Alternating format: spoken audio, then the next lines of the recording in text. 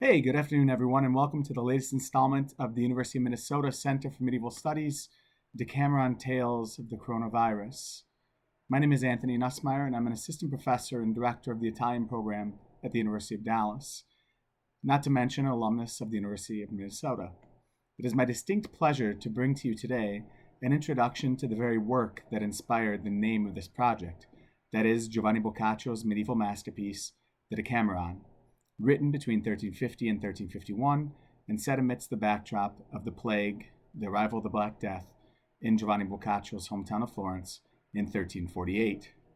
It is not exaggeration to say that this book is the tale for our times.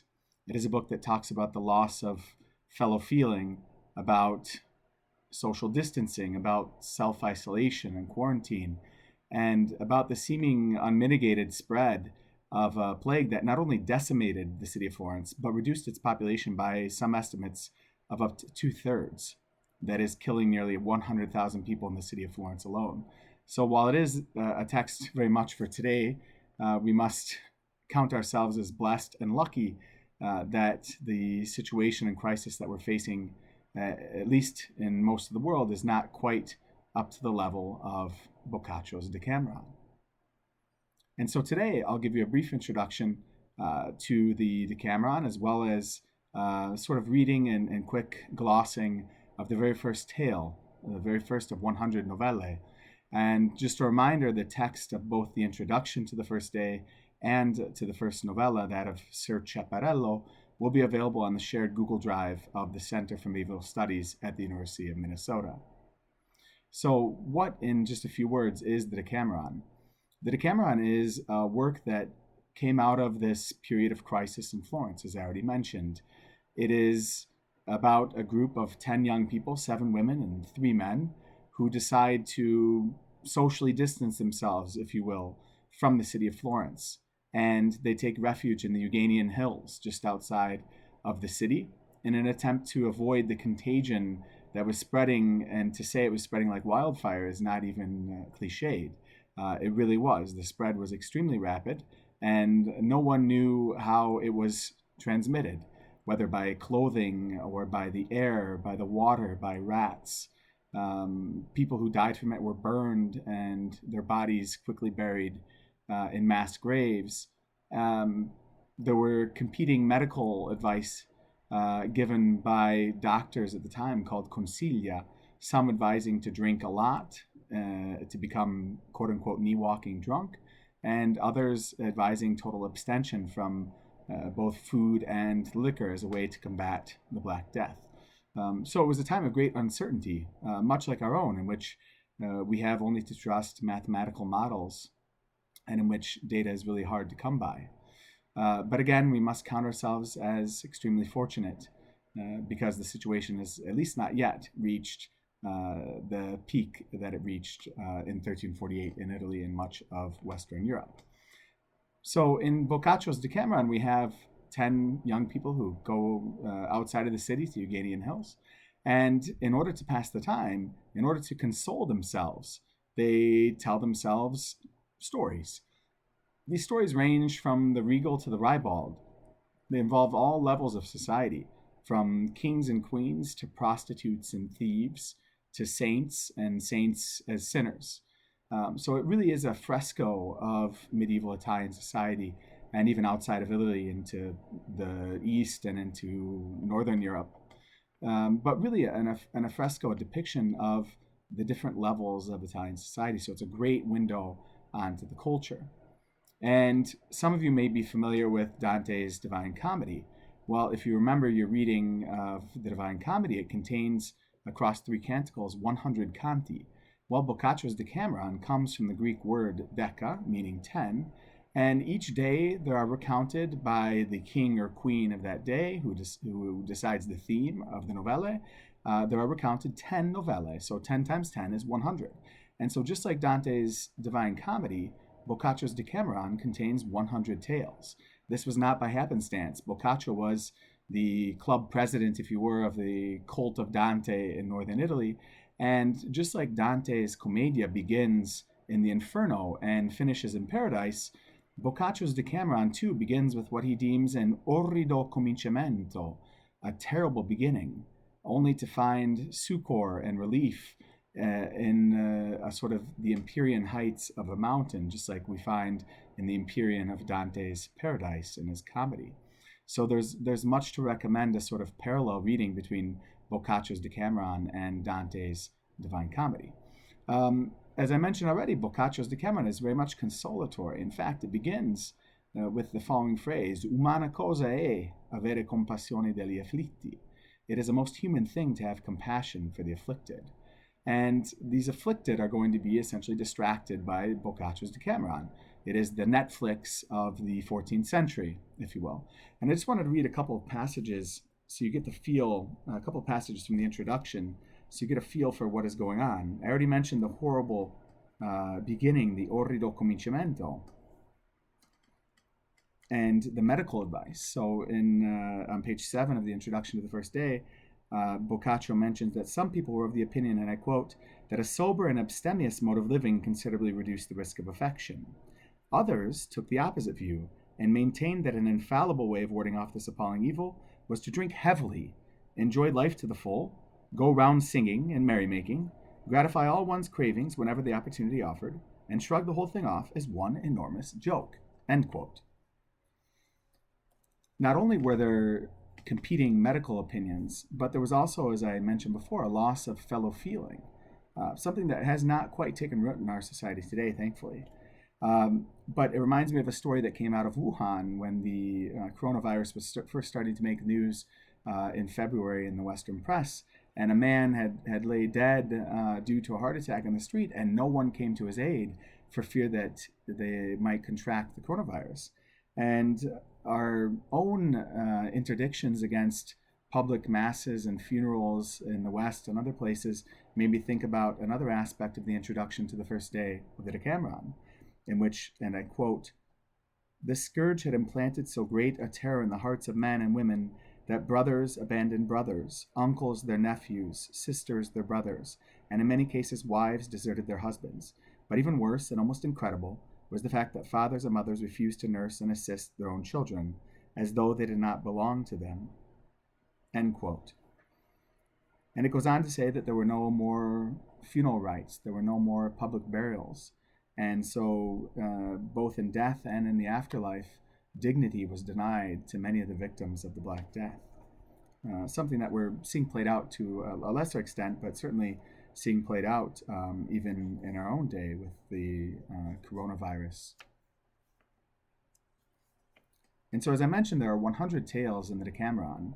None of them have to do with the Black Death. Again, these are for consolation and as a distraction to what's going on in Florence.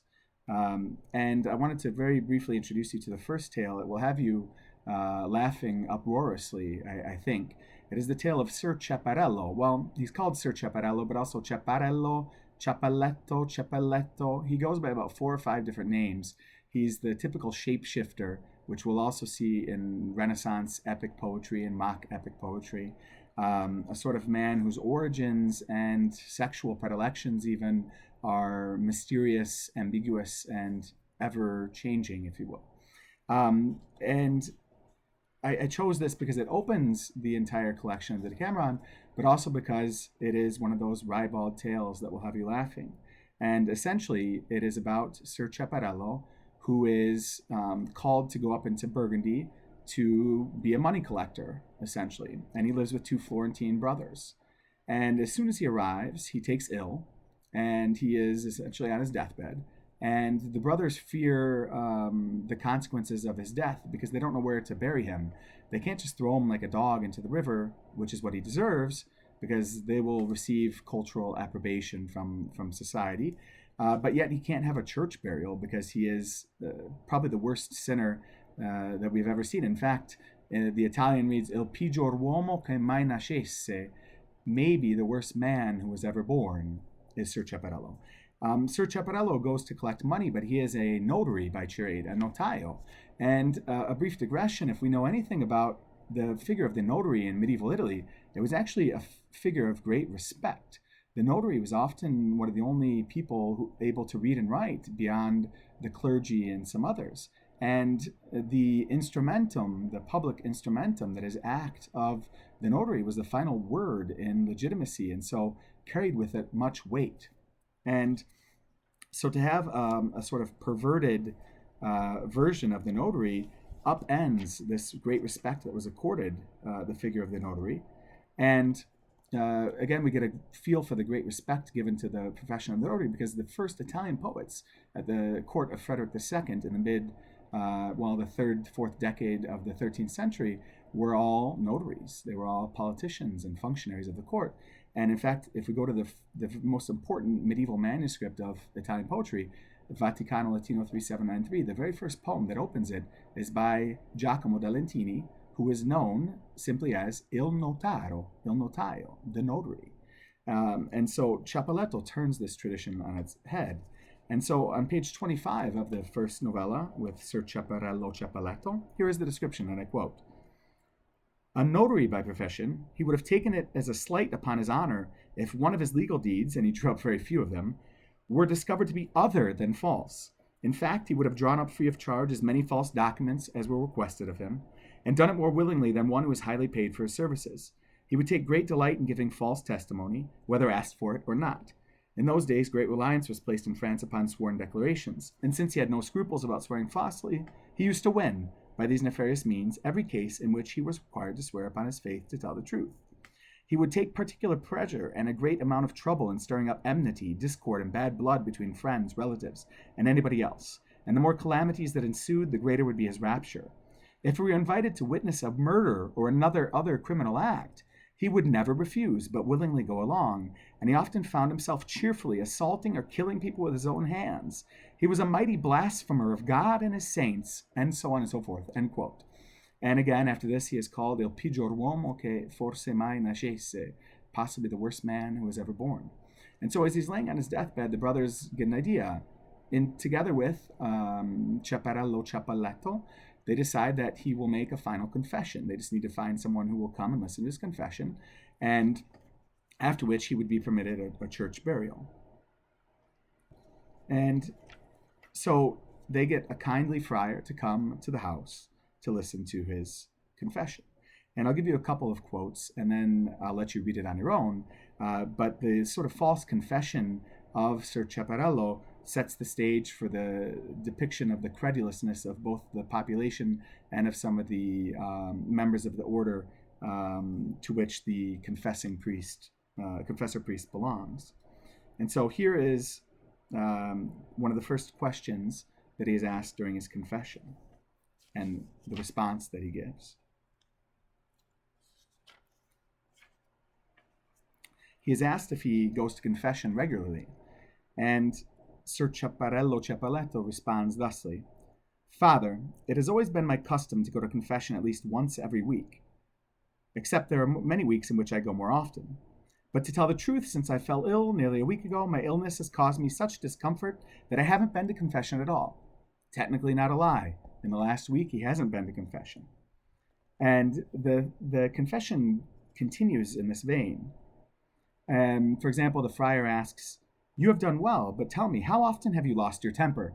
"Oh," says Sir Ciappelletto, "I can assure you I have done that very often. But who is there who could restrain himself when the whole day long he sees men doing disgusting things and failing to observe God's commandments, or to fear his terrible wrath? There have been many times in the space of a single day when I would rather have been dead than alive, looking about me and seeing young people frittering away their time, telling lies, going drinking in taverns, failing to go to church, and following the ways of the world rather than those of God. My son," says the friar, "this kind of anger is justified." And so he goes on and on. He is asked if he's ever committed fornication, sins with a woman, and he says, "No, never." Well, that's because he did not like women. And he continues, "Have you ever, blasphemed?" "Ah, yes, one time when I saw my neighbor beating his wife." And the confession continues, and what you don't get in English and that you do in the Italian is a sort of change towards the end of the confession. At the beginning, the priest confessor is addressing him with the familiar tu, the colloquial informal tu. Well, after hearing this really profound confession and demonstration of Sir Ciappelletto's saintliness, the priest begins to address him with the formal voi, right? So he's so struck by the purity and the fulsomeness of this confession that he begins to address him formally.